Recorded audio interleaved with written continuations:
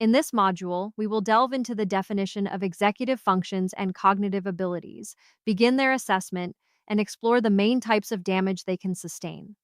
Considered the most complex functions of the human being, executive functions are primarily based in the prefrontal cortex. These functions are vital for the control, regulation, and effective planning of human behavior, enabling successful engagement in independent, productive, and beneficial actions for the individual. Damage or dysfunction in the frontal lobes has significant and diverse consequences on the most complex human behaviors, ranging from impairments in emotional regulation and social interaction to disruptions in abstract thinking and metacognition, awareness of thought processes, and understanding the patterns that underpin them. Metacognition can take many forms, such as reflecting on one's way of thinking and knowing when and how to use particular problem solving strategies. It is also defined as the ability to self regulate learning processes. As such, it involves a set of intellectual operations associated with the knowledge, control, and regulation of cognitive mechanisms that help a person gather, evaluate, and produce information to achieve the goal of learning. Therefore, conducting a thorough assessment is crucial to identify deficits in various aspects of executive functions. These functions can also be impaired or even lost due to cerebrovascular diseases, traumatic brain injuries, the use of psychotropic substances, or unhealthy and sedentary lifestyles. As we have observed, executive functions encompass a set of cognitive processes that control and regulate other skills and behaviors, influencing basic abilities such as attention, memory, and motor skills.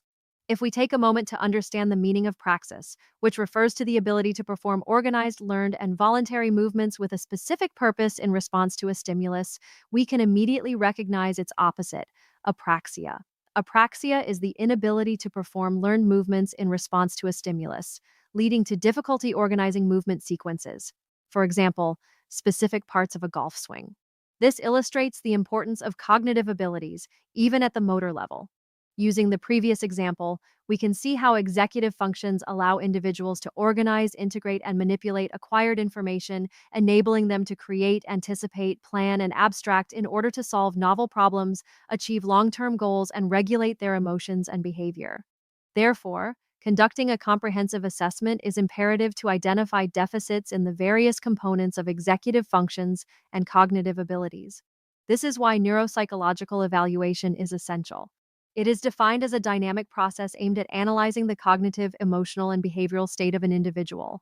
This process employs a variety of tools, such as interviews, neuropsychological tests, questionnaires, measurement scales, and behavioral observations, among other reliable and valid procedures. It is crucial to contextualize the information gathered to understand the nature of the observed deficits, as well as to establish tests within the context of the skills being evaluated. In the realm of golf, the primary objectives of neuropsychological evaluation include identifying and describing the cognitive, emotional, and behavioral implications that affect performance in the sport, contributing to the differential diagnosis process for a better understanding of the case, for example, by comparing results with the opinions and assessments of a golf instructor, obtaining detailed information about cognitive functioning to design effective neurostimulation programs and understand the impact of different evaluated areas on gameplay and achieved results, monitoring the progress and effectiveness of various interventions throughout the competitive season, identifying factors that could predict future performance or the potential for improvement in players. Initially, neuropsychological evaluation focused on assessing individual components of cognitive functioning through standardized tests conducted in laboratory settings. However, this approach proves limited when exploring executive cognitive abilities. The commonly used tests for this purpose exhibit variable sensitivity and often show a weak to moderate relationship between performance on these tests and the individual's daily behavior. It is important to note that executive functions are a theoretically defined concept, and there is not yet a widely accepted operational definition or a prototypical test capable of exploring all the cognitive processes encompassed by this term. Detecting alterations at the executive level is a complex task that relies on observing, studying, and analyzing a player's behavior through various assessment measures. Neuropsychological evaluation is based on the classical methodology of experimental psychology, which involves using tasks to control as many variables as possible in order to isolate, quantify, and measure the effects of a critical variable attributed to or resulting from a specific functional process. However, this approach may not be optimal due to their conceptual nature.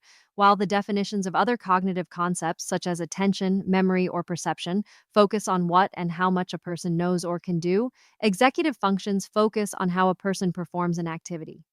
Thus, the focus shifts to questions about performance levels, the processes followed, how errors are learned from, and how a person adapts to activities of a changing nature. For this reason, understanding the context and its specific demands is crucial, particularly in sports, when conducting a neuropsychological evaluation tailored to that context. Therefore, a golf instructor who has received the necessary training provided in this course and the Level 2 course could undoubtedly be the most well equipped professional for this task. They are the ones who best understand the optimal outcomes expected in each situation and how to achieve them. As you can understand, evaluation is often subjective and requires the appropriate context and a deep understanding by the examiner of the process and the optimal expected outcome. Additionally, the tests must have certain characteristics, such as novelty, the need for real effort, and demands on working memory. For cognitive processes of an executive nature to be involved in a task, it is necessary for the individual to identify a goal and plan a strategy to achieve it. Therefore, the examiner must already have a clear understanding of the goals to be achieved and the most appropriate strategies to reach them, something neuropsychologists are not typically familiar with. Moreover, the execution of the task must involve the use of cognitive resources such as planning, monitoring, and inhibiting automatic responses, as well as maintaining and processing information in real time simultaneously. Finally, it is essential to determine which tests are most appropriate for the specific goal of the evaluation or stimulation. In the following sections, we will explore various instruments designed to evaluate executive functions and cognitive abilities. Many of these tools allow for the assessment of more than one component at a time, including other processes crucial for proper executive functioning, such as inhibitory control, impulsivity, or working memory.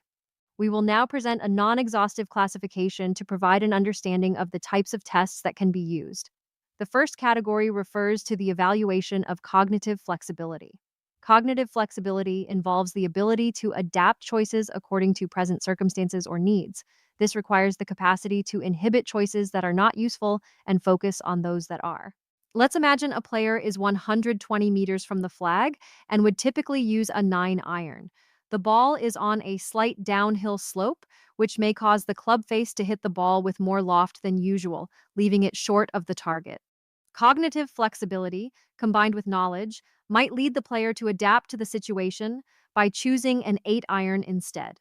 Regarding the evaluation of planning, it involves determining and organizing the necessary steps and elements to achieve a goal or fulfill an intention. This includes discarding actions that do not contribute to the purpose and adjusting goals and plans as needed. In the context of golf, imagine a flag positioned on the right side of the green with water along the entire right side. Proper planning might involve aiming for the left side from the tee to have a better angle to approach the flag. Next, we have the evaluation of foresight. Foresight involves anticipating the possible consequences of an action based on past experiences. For example, a player accustomed to fine bunker sand encounters a course with strong winds and bunkers filled with pebble-like rice grain sand.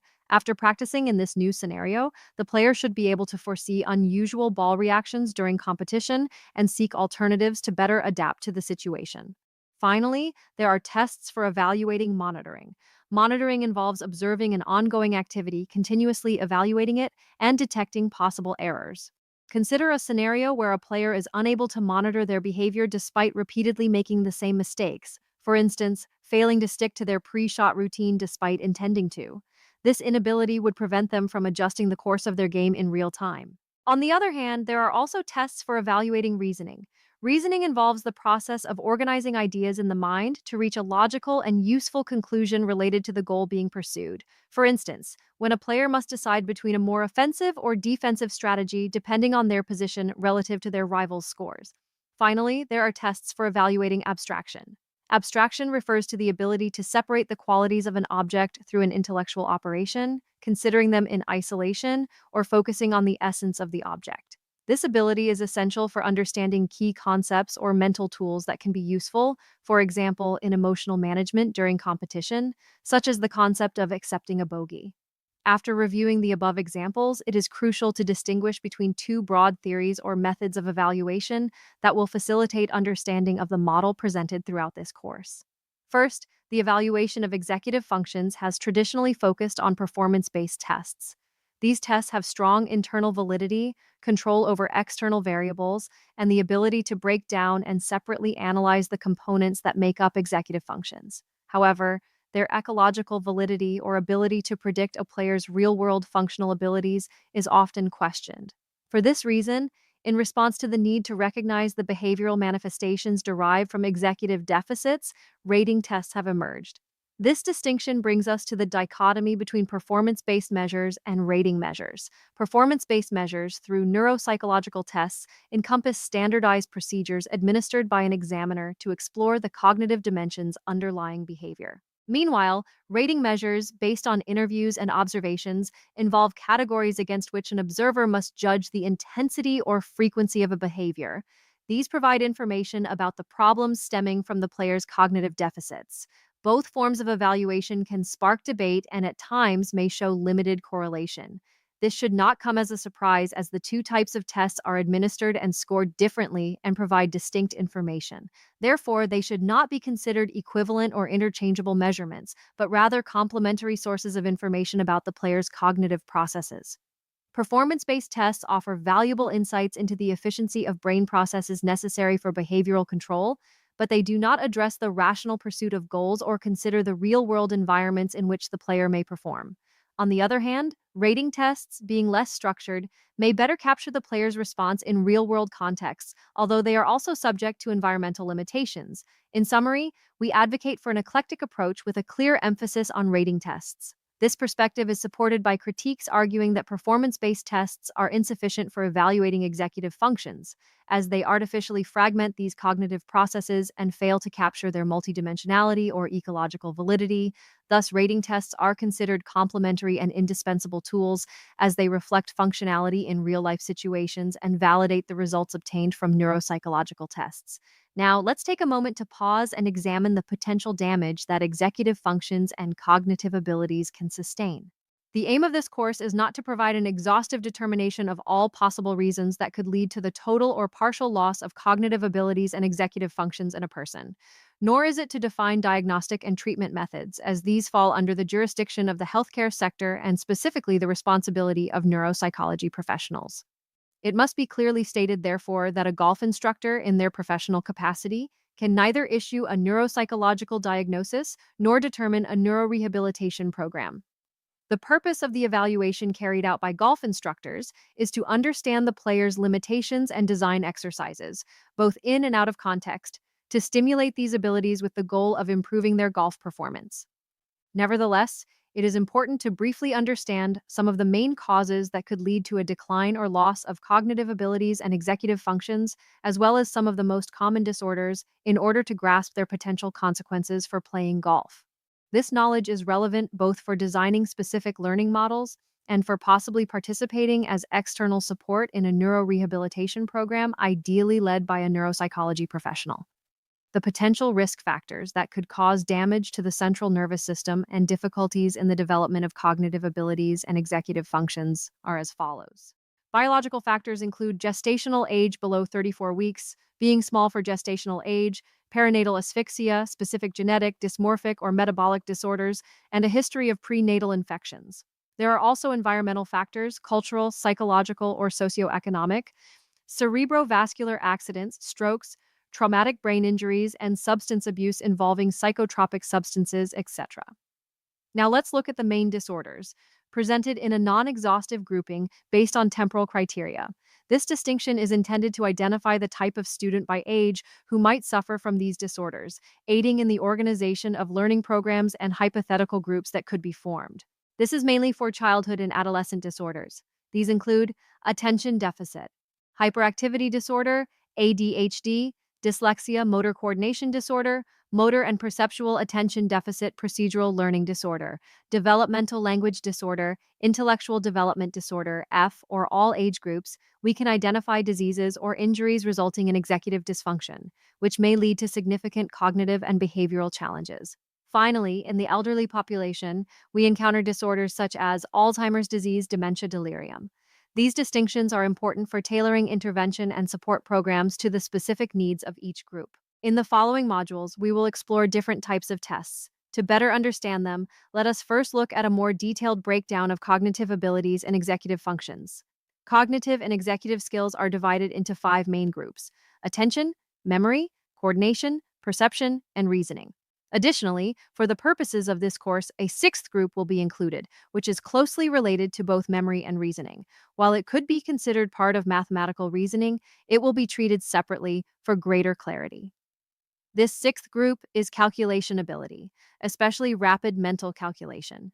This skill is fundamental to golf in general and crucial for achieving high performance in the sport. In the next lesson, we will examine each of these groups individually. For each group, we will explore subgroups, providing a very precise understanding of how the brain functions in these areas. For more information, please visit www.cognitivegrowth.pro. Let's go!